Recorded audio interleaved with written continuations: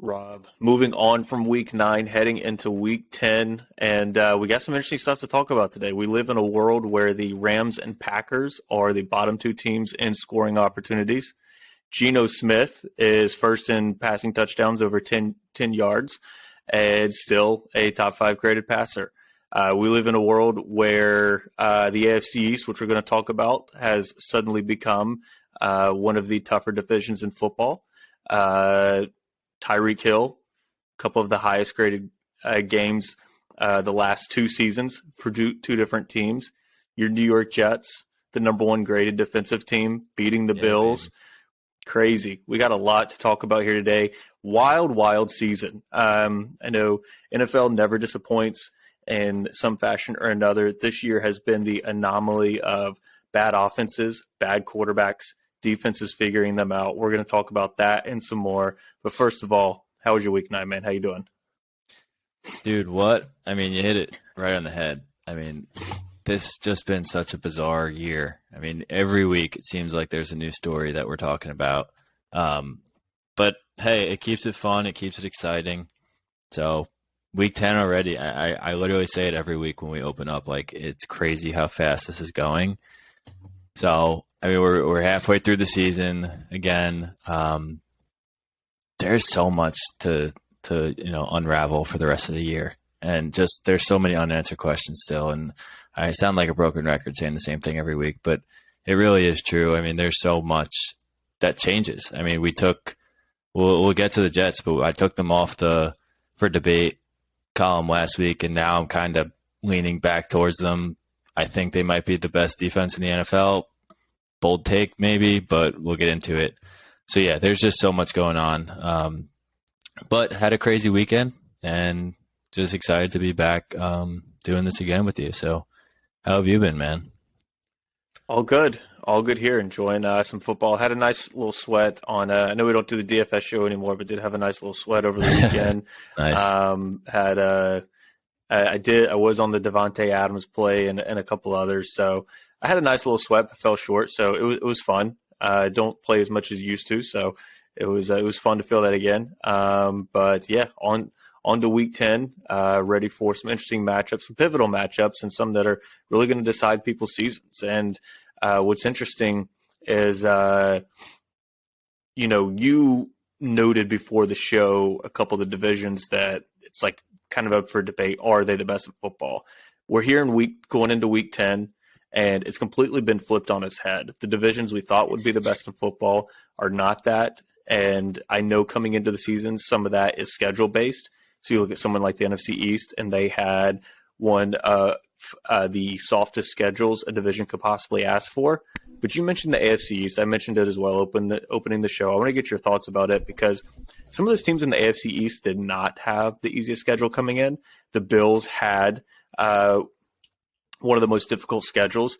The Jets had a brutal schedule through week 10 or 11. I remember when we did the Jets preview with your brother James over at Jet Up. Shout out to those guys. It was very interesting talking through that because I was high on the talent of the Jets. Zach Wilson was the biggest question mark, clearly still is at times. But what was very interesting about them is we expected maybe a 7-win season being a good year just because the schedule was brutal. The first 10, 11 games for the Jets was almost unfair. Like, I thought maybe you guys get 2 or 3 wins, get hot at the end of the season, and have some momentum and develop that young talent. And here you are at 6-3 in an AFC East where the Dolphins are also 6-3, coming off a win against the Bills, 6-2. Josh Allen, I think he'll be fine, but they are calling it a sprained UCL, I believe to be exact. So the AFC East is tight right now. Last year was tight between the Bills and Pats. You've got the Pats down there bringing up the rear, but they're always going to be a fight. That division is truly tough and very well coached. I think that's the thing that sticks out the most. It's not just that it's a tough division right now. I think everyone is pretty well coached. Like, I think what the Jets have done has been largely because of culture, coaching, finally kind of getting some confidence. We know Bill Belichick is still one of the best coaches, regardless of the lack of talent they have in New England. Some of it self-inflicted. Mike McDaniels looks like the next genius. We're only 9 weeks in, and we know what Sean McDermott can do. So really an impressive division, and not something many saw coming. I certainly did not. Give me your thoughts just on the AFC East, because a lot of these teams are certainly on the docket to discuss today. Well, I think it's one of the more interesting divisions we talked about in the preseason. So we knew the Bills coming in were going to be, a juggernaut. I still believe that they're the best team in the NFL, even after their loss last week to the Jets. So I'm sticking with that. There's not much more to say about the Bills. They've done as well as most people expected them to do to this point, and I think they'll continue to impress as the year goes on. Dolphins were kind of up in the air. It was, okay, they have all the weapons now. Is Tua going to produce to make them a competitive team? And he's answered that bell. You saw him go out and they went down three. I think they lost 3 in a row, right? So they started 3-0, and then they went down a couple losses because Tua went out, and then he came back, and now they're on a three-game win streak again. So they're proving to be a really tough contender. And then the Patriots are just the Patriots. They're always going to be in that middle of the pack to upper echelon, depending on the year. Right, you can never count out Belichick. You can never count out what they do in New England. So they've always been competitive, obviously, with Brady. So you kind of figure they're going to be. I think preseason it was like middle of the pack. I don't think anyone was like, oh, they're one of the worst 10 teams in the league. I think they were somewhere in the middle, and they're kind of proving that now. I think they got a good win against the Jets. We didn't expect the Jets to be this good, though. I mean, they already hit their over for the season. I think it was 5.5. They're at 6 wins already. Like you said, we didn't know if they were going to get out of the first, 9 games, 10 games with more than 2 wins, and they have 6. And I think that's largely due to, like you said, coaching, largely due to the new young talent. Sauce Gardner has been absolutely incredible. He's my pick, and I would imagine 100% of the population's pick for Rookie of the Year. And if he keeps that up, he's just going to be an all-pro corner for his career. So they've been fantastic. That young defense is really stepping up. Garrett Wilson stepping up. Zach Wilson looked better last week. They just need to stay consistent. I mean, they proved they can beat what I think is the best team in the NFL. They slowed down an offense, held Josh Allen to no passing touchdowns. He had 2 rushing touchdowns, but I mean, he's a dual threat quarterback. He's one of the best in the league. So you have to, give them some grace, right? So I think when you look at the Jets' schedule to date, their 3 losses are Ravens and Bengals, who I have said time and time again, I believe are going to be playoff teams. And then the Patriots got one from them in week 8. So I think coming out of the bye week this week, next week they play the Patriots again for another test. So if they can step up to the challenge and beat the Patriots and get back on track, then I think honestly, you look at the rest of their schedule. So they're 6-3 right now. Let's say they beat the Patriots 7-3. They play the Bears. I like them better than the Bears. 8-3 going into Minnesota. So Minnesota's toss up. They've proved to be a really good team this year. So who knows what's going to happen there? Then you got the Bills. Then you got the Lions and the Jags and the Seahawks. So it's like the Jets have 1, 2, 3, 4, 5, 6, 7, 8 games left. I think they could realistically win 4 or 5 of those games and compete in all the other ones. So it's like, where do they finish at the end of the season? We were talking about in our Jets group chat this past weekend, like this is a legitimate shot to make the playoffs and actually have a good seed in the playoffs. I sent you a little, actually, I don't know if I sent you this. I meant to send you it, but the current NFL playoff picture, if the playoffs were this weekend, Buffalo number 1, New York Jets number 5, Tennessee number 4. So Jets would get the Titans in that first round of the playoffs, which I think is a great matchup for them. I would honestly take the Jets, not just because I'm a fan. I think they're a better team than the Titans. I think we've talked about the Titans not being as good as they may be, that people may think they are. And I don't love that division by any means. So I think the Jets could legitimately win that game. Then you got Miami, Baltimore, and then the Chargers and KC. We'll get more into those other teams in a bit, but they have a legitimate shot to make the playoffs and win a playoff game or 2 and make some noise. I mean, this defense, when you have the best, which I think is the best defense in the NFL right now, you could go places with that. I mean, we saw it with the 49ers last year. The 49ers went to the NFC Championship with pretty much solely on their defense. I mean, Debo was going crazy on offense, but you can't, take a team to the Super Bowl with just one good receiver or one good, jack of all trades, receiver, running back, whatever he is. But their defense was phenomenal. I think defense is proving to be more important than we might have thought coming into this year. I think we called it like an offense. The NFL is like an offensive league now, which we've seen with the quarterbacks in the Super Bowl the last couple of years. Stafford, Burrow, Josh Allen made it close. Mahomes has been in it over and over again. Like the best offenses make the Super Bowl. This year we're seeing a little bit different of a trend. So we'll see how the rest of the season plays out. But I think the AFC East is a division to be reckoned with right now. Yeah, and to your point, last week we talked about, I think the title of the pod was Elite Quarterbacks Cover All Sins, or Covers All Transgressions. And the reason for that was that a lot of these defenses seem to have figured out the way a lot of these offenses are structured right now.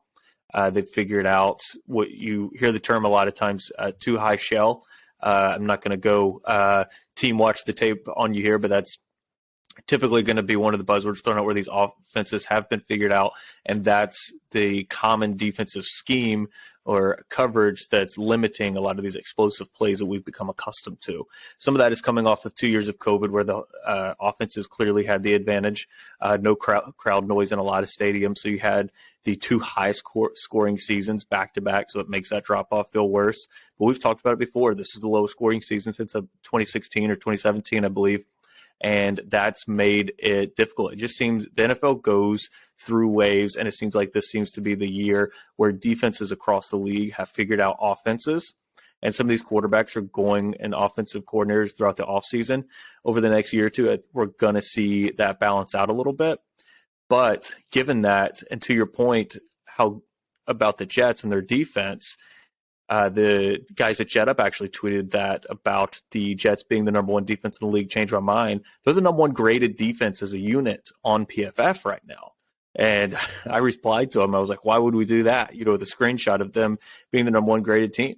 That we talked about a couple games they won with special teams, and it was tough to figure. It was tough not seeing it regress to the mean a little bit because the offense is still on average graded 30th. I was not impressed with Zach Wilson. I don't know how much of that game you got to go back and see, but I think he's still going to be an issue long term.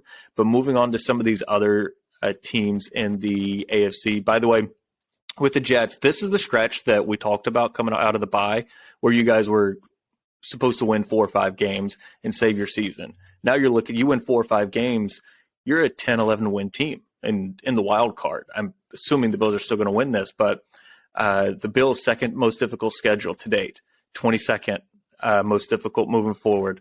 Jets, third most difficult. You guys have gone through the gauntlet. Third most difficult to date, 18th most difficult remaining. So Jets and Bills could certainly come out 1-2 in this division. It just remains to be seen if the Pats, what they will do the remainder of the season, but they have the second most difficult schedule moving forward.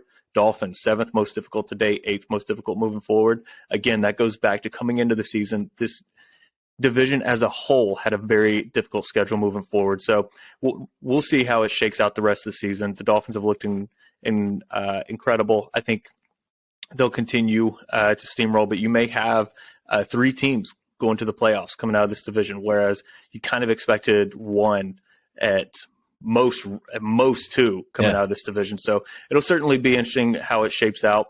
I know we've talked about the NFC East some and as well. I think it's kind of flipped. I think they've just had the easiest path to victory that a division could possibly have, whereas I think AFC East has actually had to earn their wins and proven to be good. The NFC East, I think, will get found out a little more as the season goes on.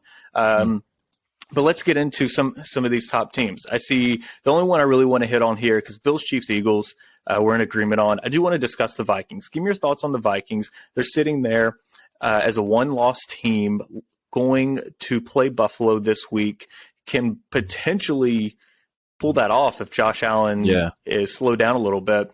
And then you're looking at a 7-1, 8-1 Vikings team with a massive lead in the division and really contending for the number 1 overall seed. Give me your thoughts on the Vikings. I don't think we were sold on them being elite championship contenders, but have you bought into them? Well, I want to touch on the point that you just made about Josh Allen real quick before we jump into that. And I think, although I do believe, I said time and time again, and you've agreed with me, that the Bills are either 1 or 1A or 1B, whatever you want to call it in the NFL. Mm-hmm. If Josh Allen gets hit or doesn't feel right in that elbow this week or moving forward, the Bills really quickly go from the best team in the NFL to a team that I don't think really does much in the rest of the year. Well, it's a quarterback driven league, and to that exactly. point, like we've the seen, whole offense is.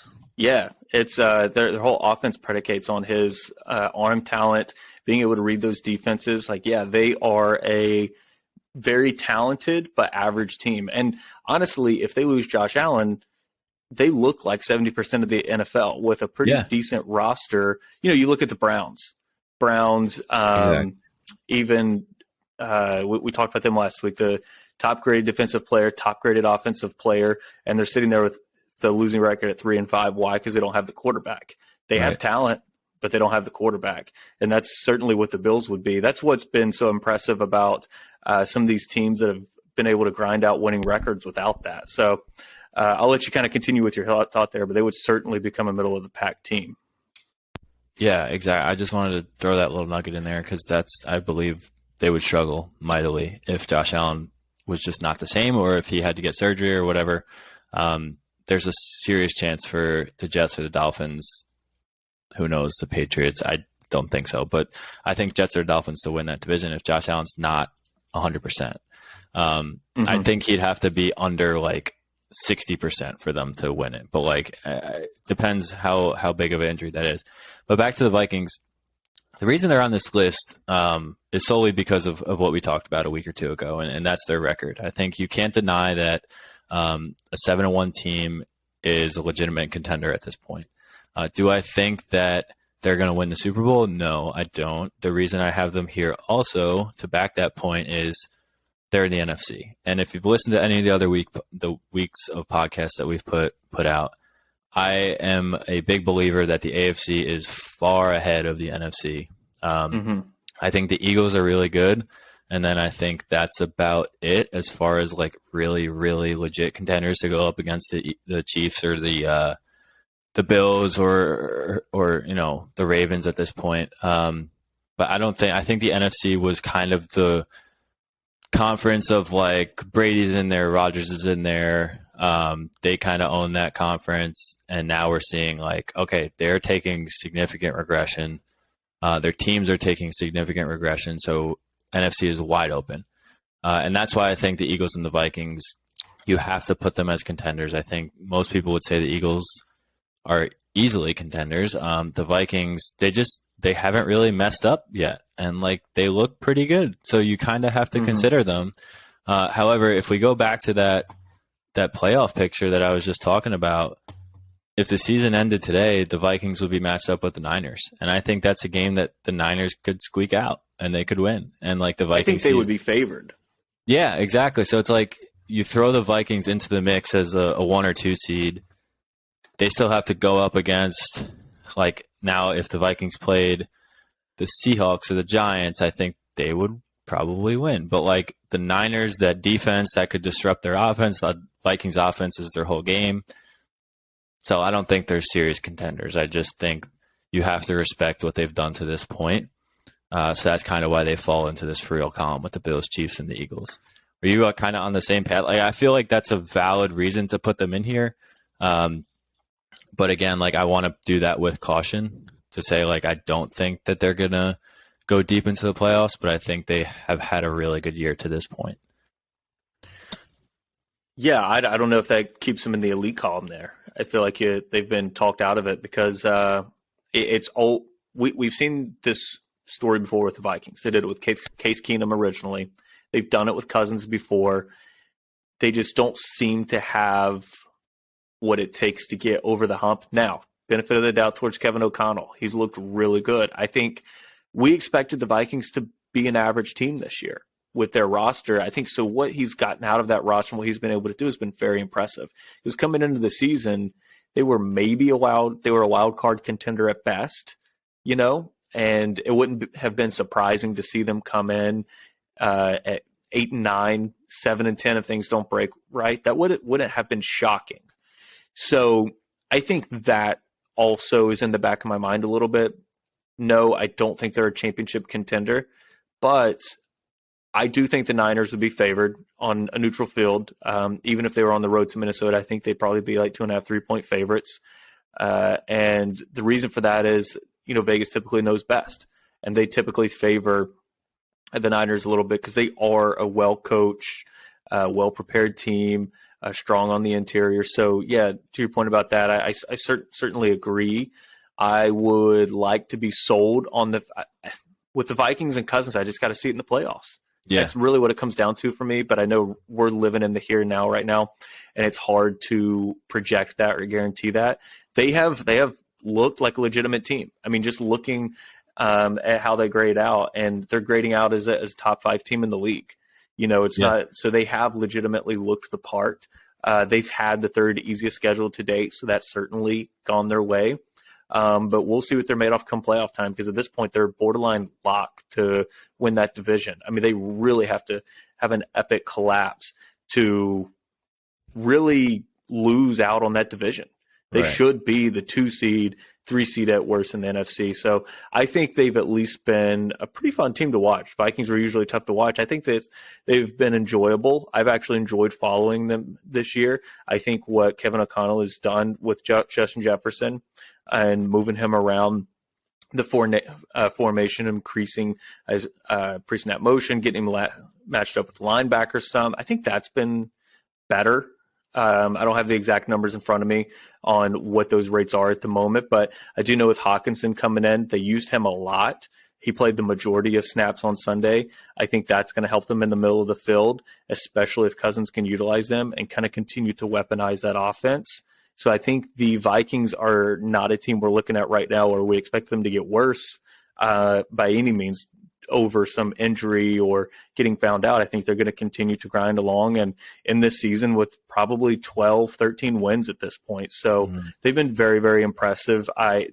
They're not in that elite tier for me, but they're not frauds. They're just a really, really good team that I think is really well coached, and they're going to probably lose in the divisional, potentially the NFC championship. So that's the way I see it going for the Vikings. I do want to transition down into some of your fraudulent teams. We've talked at length about the Titans, and here's my only thoughts about the Titans. What happened on Sunday is exactly what we said would happen. I mean, and I told you we'd get on here. We said they'd play them close. I don't think they'd win, but it's going to be very close. It's, the Chiefs were 11, 12-point favorites. It's not going to be like that. The Titans had beat them in the 3 of the last 4, and they're going to play them close because that's what frauds do. They show up for these big regular season games, and then they flame out towards the end of the season.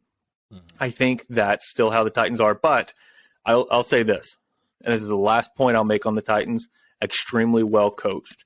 Extremely impressed with what Vrabel has done to continue to just win games and dominate that division. I think it's truly impressive because I don't think they have near as good of a roster as they've had in the past.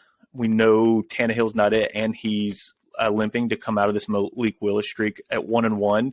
The kid has thrown through 2 games, a combined 150-ish yards, I believe 55 one week, and then about 100 against the Chiefs. So what they've done is nothing short of impressive. They just are not it. I expect the Titans to do what they normally do and flame out come playoff time, but exactly what happened is what we said would happen. I don't know if you got anything beyond that, but that's it for me on the Titans. Well, I could really link all 3 frauds here together in one kind of big category, which is I think they're teams that are winning games that are not going to win games come playoff time. I think, and the other 2 teams that there's a new team this week, which might shock you, but the Seahawks are one of the other teams, and then the third team who I'm always pretty high on and was high on in the preseason and as weeks have gone by is the Chargers. And I think they're just teams that are winning games. Especially the Chargers are winning games really ugly, and their record looks a lot better than I think their team actually is. I think they're struggling because, and we've said this again, time and time again, like they have really been hit with the injury bug all over the field. But you got to play through that. And they've won games. So if they get healthy, like this could be a different team. But right now, like the whole team is just going through injuries, it seems, every week. I mean, even Herbert had an injury earlier this year and he played through it, but he has not been Herbert this year. Like he's not been the MVP caliber type of player that we've seen the past couple of years. I still think he's a top 5 quarterback or just on the cusp of that. But he has not been as good as we've seen him in the past. And then Titans and Seahawks, like we've talked about the Titans plenty. We've talked about the Seahawks plenty, how they're just scheming the right way. The Seahawks remind me a lot of like what the 49ers did last year. I know they're not as defensive as the 49ers were, but they're just a team that plays really good football together. And they just win games. They just grind it out. They tear you down and they win games. And Geno Smith has been the shock of the year. I mean, you're talking about a guy that played for the Jets years ago who was a second-round pick, but he was supposed to be hopefully a franchise quarterback type of guy, and he looked horrible, like absolutely terrible in a Jets uniform. And now he's with the Seahawks, and they're just playing him to his strengths, and he's absolutely responding to that. You're also seeing the emergence of Kenneth Walker, who could be a top 10 running back going forward for the next 5-6 years. Like he looks that good. So they're just doing things that work for them. They got really good receivers. They got a quarterback that's working for them. They got a running back that's working for them, and a defense that's doing a good enough job to keep the game manageable, right? So they all fall within the frauds list, like because they are all playoff teams if the season ended right now, and they're actually all pretty well outside of the Chargers would be a 7 seed, Titans would be a 4 seed, and the Seahawks would be a 3 seed. They're all what you would call contenders because they're making the playoffs, but I don't think they're contenders. And I think you would agree with me. Like the Seahawks, I don't think they get past. They might get past one round of the playoffs and then get hung up. But again, like who knows with the NFC? They could make a run. I just don't see it. I just don't see it right now. I don't think many people see it. That's why all 3 of these teams fall within the fraud category for me. Yeah, so that's kind of it. And you can kind of, like you said, Vikings are not a fraud team. Like I also agree they're not a fraud team. I think they're good. But I think they fall into the category similarly with these other 3 teams that they could very well make the playoffs and get bounced early. So that's why these teams fall in for me. The for debate teams are a little bit different reasoning, but for the most part, Titans, Chargers, Seahawks, good teams, good records. Don't think they're going to have a good outcome to the end of the year. I'm still impressed with the Seahawks. We talked about them being a very different type of fraud because what they're doing is so impressive. I will say this about Geno Smith, just from a leadership standpoint, he seems to have a bit of a stranglehold there in Seattle, which shows some type of maturation. Maybe he was a late bloomer, late developer. He went from getting, I heard somebody talking earlier this week, went from getting punched in the locker room to really having a lock on that team from a leadership standpoint. That's truly impressive what he's done. No, they're not contenders with him, certainly, but he continues to be the number 4 graded passer.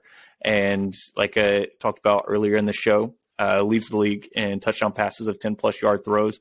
We're living in a world where explosive offensives have gone away and really struggled, and Geno Smith is the one on top with those explosive touchdown pass plays. You're typically going to consider an explosive play about 15 or more yards. I know that statistic was 10 or more, but nonetheless, you get the picture there. Chargers, I'm going to play devil's advocate there because I think what they're doing with the amount of injuries they have, grinding out some wins, I think that puts them outside of the fraud category. I think that's impressive to win how they're winning. They have no one out there. They're just dragging Justin Herbert around, who had, I think, his injury from earlier this season. We seem far removed from it. I do wonder if he's still a little bit hobbled by it. I think with what they've dealt with, and they continue to deal with it year over year, which is weird, some of these teams that have consistent injuries, but I think that removes them from the fraud category more so in the for debates. They're not elite by any means, but I do think for them to continue to win and hold on until guys get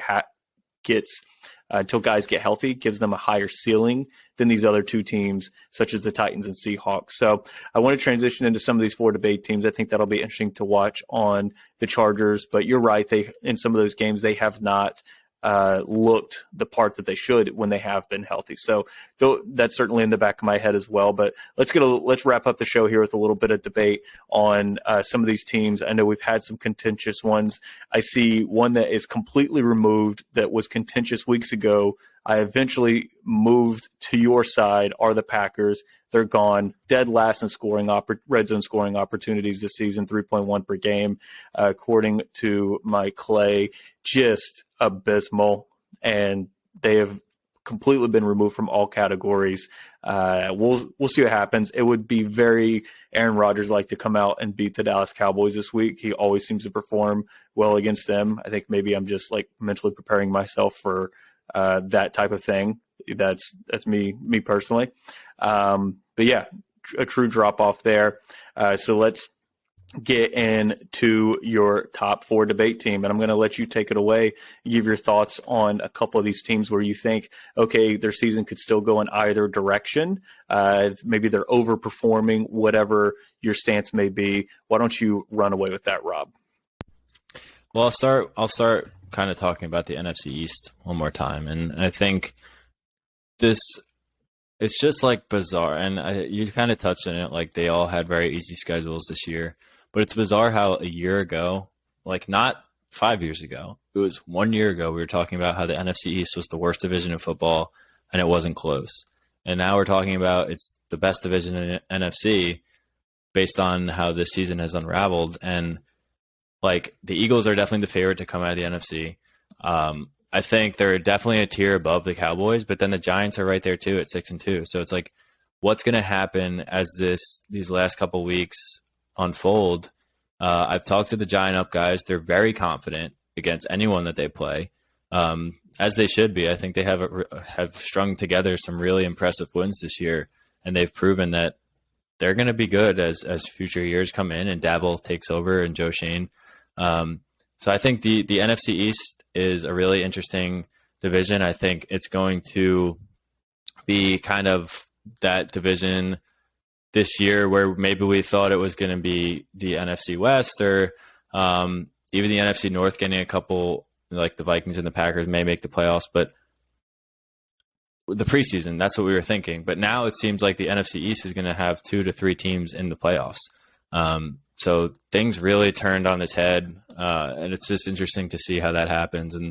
And we spoke about the same thing kind of happening in the AFC East with the Jets and the Dolphins. So they also make this list for debate. I know the Jets fell out last week after that terrible loss, but you have to kind of consider them again this week after the Bills. And I went into depth into that, 10, 15 minutes ago. But the Jets and the Dolphins are legit teams. I mean, the Dolphins' offense is as good as it comes. I think Jets' defense is holding them together, but Dolphins' offense is really, really, really good. And they're proving that they can be good for years because they're pretty young still. I mean, Tyreek Hill's not young, but he's not old. So they have a lot of talent there. I think they can make a run. And we're going to really see, depending again on Josh Allen's elbow, how serious that is. Like, I think Bills, Dolphins, or Jets have a legitimate shot to win that division. But I think 2 or 3 teams out of that division are going to make the playoffs. So NFC East, AFC East, I think those are where the chunk of our for debate teams live, with the Bills and the Eagles being in that Friel column, kind of leading off all of the NFL. And it's been really fun to watch these 2 divisions kind of flip on their head, because 2 years ago, even a year ago, like no one was really considering anyone outside of the Bills in the AFC East. And kind of same with the NFC East. No one was considering the Giants as a really good team. The Cowboys always kind of disappointed as the year went on. And the Eagles were decent last year, but they definitely weren't as good as they are this year. So they definitely fall into this category. And then the last 2 teams I have here, which they have been consistent in this column, is the Bengals and the Ravens. So Bengals, again, if you listen to our podcast week after week, I'm very high on them. I still think they're going to make the playoffs. I still think they're going to be a team that is going to give some other teams problems. And then the Ravens, their biggest question has been consistency all year. So they lost a couple of really tight, close games that they probably should have won earlier in the year. And now, and when that did happen, we talked a lot about their lack of consistency, their lack of ability to finish games. They have strung 3 wins together at this point. They're starting to pick it up. They're starting to find their stride, and I think they're going to be a tough team as well.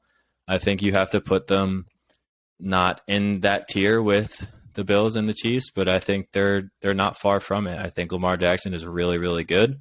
I think he leads a really good team, and their defense is getting really, really good. I mean, they just picked up Roquan Smith. They got a couple young guys and a couple veterans that just really round out that defense nicely. So this is another team that I think we have to keep an eye on. And I could definitely see the Bengals and the Ravens both making the playoffs too. So there's a lot to happen in the AFC still. I think it's that that conference that is wide open, and we've talked about that all year. Even in the preseason, we weren't sure who was going to come out of it. We thought it was going to be the Bills or the Chiefs, or it was likely that it would be. But now it's like similar to last year where there's so many good teams that you just don't know what's going to happen. So I think the back half of this year is going to be really exciting to watch, really exciting to see how it all unfolds come playoff time. I was actually thinking about our playoff podcasts earlier today. I was like, man, I can't wait for those ones. Don't want to jump ahead because there's still so much to cover these last couple of weeks, but those are going to be super fun to cover just because there's so much up in the air right now, and I can't wait to see what happens. I think what's going to be fun to discuss about 5 weeks from now is when we get about to week 14, prepping for that week 15 show, is how many of these 3-5, 3-6 teams that were supposed to be contenders are borderline 500, and how many of these teams that are a couple games above 500 that were supposed to be middle of the pack to bottom tier in the league have regressed, whereas the other ones are near 500. And now you've kind of got this big just hodgepodge of teams vying and fighting for the playoffs. It's going to be interesting to see if that actually happens. I don't know if it will, the way that the season has gone thus far, just a very unique one for a number of reasons that we've discussed. But that's something I'm going to be looking out for. And we got several teams on bye last week, several on bye this week. So you got a lot of these teams that are stepping back, analyzing their performance to date, adjusting, implementing improvements. And we're going to see if some of them can turn around and make a run, or if some of them kind of start to flame out a little bit, because this season has certainly flipped on its head a little more than others. You always see a couple teams, because it's a 500 league, it's got to break a couple ways, whereas this year there's a number of teams that were projected to be under 500 that are over 500, and vice versa. So that's going to be interesting to watch. It'll certainly start this week. But to your point, the Bengals, they've clearly turned it around. Joe Burrow back into the top 10 of the NFL as a passer after struggling earlier in the year. That offense is starting to click a little more. I think occasionally they're just going to be prone to some letdown games, such as that one against Cleveland. They play in a division that might not be as good from top to bottom. I think the Ravens are still the best team there, but it's always a very difficult battle. It's always a very tough game. So I think they'll slip up a couple more times throughout the season, but they certainly look a lot better than they did the first 2 or 3 weeks of the season. And they could eventually become a contender. I don't think they're one yet in the AFC. I still hold the Ravens in higher regard, who, by the way, has improved, like you said. But what's really interesting about them is it feels like they've kind of figured it out in the fourth quarter. They were a mess blowing some of these fourth quarter leads and sitting there at 500 earlier this season. And they've continued to grind out some wins and put teams away. And the last couple of games never really felt like you had any concern about them losing in the fourth like we did earlier this year. So that's something I'm going to be watching as well moving forward, because if the Ravens have figured out how to close games and actually shut teams out, I'm sure some of that was matchup dependent, but I mean, they were blowing fourth quarter leads to everyone the last couple of years. So if they've truly figured that out going into the second half of the season, I think they're going to be very scary, and then they could potentially move into that elite category. That tier 2, I would say. After Buffalo, Kansas City, and if you want to put Philly right in that tier as well, makes some sense. But I think that's what's going to be fun over the next few weeks, even before getting to the playoffs, is that type of competition that we see from here on out. No arguments for me on the Jets. We talked about them. I think they fully deserve to be in this. They're clearly a wild card contender right now. They're not. They're actually a divisional contender. I mean, I think, Bills come out on top, or if it's they have the tiebreaker right now. So. There's a lot of football left to be played, but they're not just a wild card contender. They're actually continuing for the division. I think that'll play out as it should from a divisional standpoint by the end of the season, but they're certainly in there as a team that can scare you just because of how tough of a team they are. I think Zach Wilson is just the one that holds them back. They've got some incredible statistics and on both sides of the football outside of the quarterback play. So I certainly think they deserve it. The Giants, we've talked about them. The Giants are actually bottom 7 or 8 in almost every major stat on special teams, defense, and offense. So what they're doing, what Daboll's doing, is almost unsustainable. But they have a pretty easy schedule moving forward. They got the Texans this week. They don't have a super difficult schedule, so they can find their way to 10 wins. And, I think they're the only 4 debate team here that I look at and I go, they may make the playoffs, but they're just not good enough. Almost like when the Jags make the playoffs. You remember that Jags-Bills game that was like 9-3 several years ago? Yeah. When those two teams were in it. They feel like one of those teams. Yeah, that just continue to catch those breaks. So that's how I see it with the Giants. I do want to kind of get your thoughts on the Rams before we close it out. I mentioned the Packers being dead last in scoring opportunities. Rams are next to last. Interesting stat from our guy Shover over at that hosts our Los Angeles Rams podcast. He's concerned about the conservative play calling, as specifically the fourth quarter stats through 8 games. The Rams are averaging 60 yards, have only scored 2 times, a field goal and a touchdown, and have been outscored by opponents in the fourth quarter 71-10. I mean, we haven't discussed the Rams a ton on this podcast, but I do kind of want to just take a couple minutes and get your thoughts on them, on what's going on. I mean, do you think they can turn it around, or are they just so depleted and found out at this point it doesn't seem like there's much hope? Because I think whoever, they're playing the Cardinals this week at 3-6. Both are clearly must wins. The Rams are 3-5. I think they can afford one more loss before maybe going on a run, but a desperate Cardinals team can't lose again and go 3-7. Their season's over if they do. So, I mean, do you think the Rams do anything moving forward? Because they've looked horrible. No. No. Short answer, no. I can't argue there. No, I really don't. I think we've talked about how they have some big-name guys, and then after those big-name guys, there's really no one else on that team. Mm-hmm. And Stafford just doesn't look the same. I mean, I think he's second in the league in interceptions. He was number 1 in the league in interceptions last year, and they won a Super Bowl, but there was a lot of other things clicking for them last year.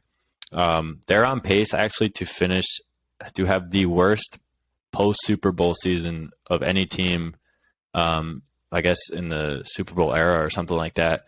Wow. The last team to do it was, I think, the 98 Broncos. And I'm not this smart. I heard this week. The 98 Broncos, they won the Super Bowl 2 years in a row, and then they finished like 6-10 or something. We're in a 17-game season at this point. They're not on pace to do as well as that. So they're on pace to finish the worst out of any post-Super Bowl win in the history of the NFL. So, and the 98 Broncos, Elway retired that year, but they still had 6 wins. So, like, you could tell that the rest of that team was still good. It's good enough to get 6 wins. This Rams team has some studs on their team, right? But outside of those guys, I think they're just getting picked apart. So, short answer, I guess it's not really a short answer, but no, I don't think that they are going to make noise the rest of the year. I think the 49ers kind of they destroyed them both times, the 49ers. See what happens with the Cardinals this week. I don't think the Cardinals are any good either, so it could be actually a really good game. But then the rest of their schedule is not that favorable. When you look at maybe earlier in the year, you looked at the second half of their schedule and you thought it was favorable. But they play the Seahawks twice. They play the Broncos. They play the Packers. and they play the Chargers and the Chiefs. So it's not like they have a cupcake schedule the rest of the year based on how the season is going. So no, I don't think the Rams are going to make any noise for the rest of the year. And if they do, they do. But that's just my opinion. I don't think they have it in them this year. And I think that the loss last week was really demoralizing. Like, I think that probably took a lot out of them, losing at the last second. And on the flip side, it's like, will that give the Bucs, a jump start? Will that that little win bring the Bucs to new heights? So we'll see. And the Bucs are the one we've talked about where, they're in one of the worst divisions in football. 9-8, 10-7 gets them a home playoff game, and you never know what Brady can do. So, yeah, that's one thing I'm certainly looking for if the Bucs kind of start figuring out some kinks, because they looked about as bad. They continue to look about as bad as you could look until that final drive. And again, when something that demoralizing, I'm kind of concerned that the Rams aren't going to figure it out. Let me give you a couple stats on them that I found was interesting, because I know they're talking about changing up play calling. Shover even calling for switching up the plays, but a couple things that are very alarming to me here. Just looking at advanced stats on ProFootballReference.com, and Matthew Stafford has very little time to get rid of the ball, and the scheme that they're running, again, we've talked about teams being less explosive this year, defenses kind of figuring out some of these explosive offenses. The Rams are bottom 10 in time to throw. So on average, he's got about 2.3 seconds, bottom 10 in the league for time to throw. In terms of pressure percentage, he's one of the most pressured quarterbacks in the league, sitting there about 7th or 8th. And then kind of drilling down on some of those stats, it gets even worse. Yards before contact per attempt, next to last. Only 2 yards before contact per attempt running the ball. And then when you look at their advanced receiving stats, there's no explosive play going on unless they hit cup deep. They're next to last in yards before a catch per reception. I think that's one that's damning. They're at 4.3 yards before a catch per reception. I think that is problematic, because you've got to be able to find a way to take the top off. I think Allen Robinson has just not been it. He's been okay, but that explosive ability is not there.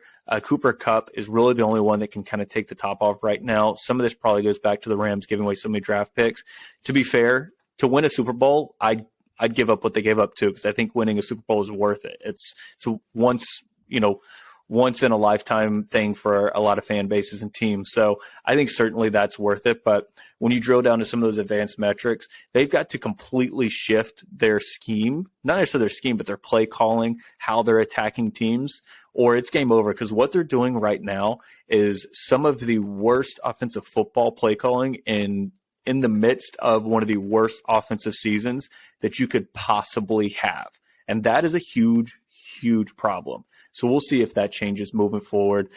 But given that, Rob, I don't know if you got anything else before we close out the show here, but I did kind of just want to get your thoughts on them before we wrapped up. Yeah, to touch on what you just said, giving up all their draft picks yet to win the Super Bowl is great. If they didn't win it last year, I would be so pissed as a fan, because you gave up everything. You went all in on the Super Bowl. Mm-hmm. Thank God you won it. If you didn't, that would have been such a disappointment. And then now you have nothing to kind of build for the future. So that's the last thing I'll say on the Rams. But yeah, I'm not a big fan of them going into the rest of the year. Even though I've talked down on the NFC, I don't think they're going to be one of those teams we talk about 5 weeks from now, saying that they're a contender or that they're even in playoff contention at all. Yeah, it's hard to argue with that. But man, this has been a fun one. I think we've unpacked about as much as we've ever unpacked on this show. So it's been a good time. But hope you enjoy some week 10. We're going to see who can potentially save their season this week, who it's kind of over for. But man, I appreciate you jumping on here as always. You can find him at RobMcW24 on Twitter. Find me at Cody Engel, and you can find us at Roster Up Media on all social channels. Check us out on YouTube. Subscribe over there. Instagram, Facebook, Twitter, rosterupmedia.com. Thanks for tuning in. Everyone else, have a great week. See you, Rob. See ya.